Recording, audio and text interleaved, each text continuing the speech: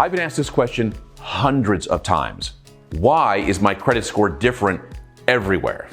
The credit score you get from Smart Credit, Credit Karma, the car dealership, your bank, or your mortgage broker are all different, sometimes by a lot, 50 to 100 points, even more.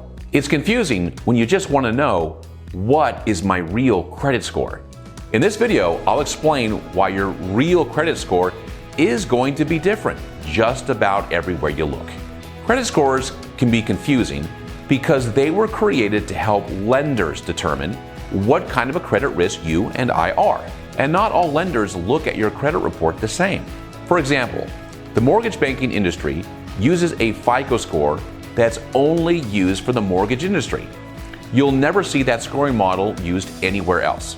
The auto lending industry has its own FICO score that's only used in the auto lending industry. Now, to give you an example, if you applied for a car loan and a home loan on the same day, at the same bank, at the same time, you would very likely get two totally different scores.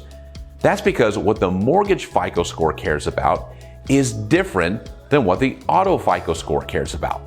Now, Vantage scores, and these are the scores that you see on Smart Credit, Credit Karma, your banking app, and many others, are becoming more and more popular every year. But the majority of lenders use one of the many different FICO scoring models. So how can we make this make sense? Well, first, big differences in credit scores from one lender to another is far more common when credit scores are lower. Meaning, when someone has great credit, it's usually great no matter who's checking their credit and no matter what scoring model is being used.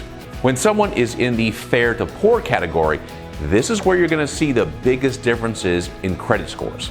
The lesson here is this: you and I don't have one credit score. We have dozens of possible credit scores that can range significantly depending on who pulls our credit and which one of the many FICO scoring models they're going to use.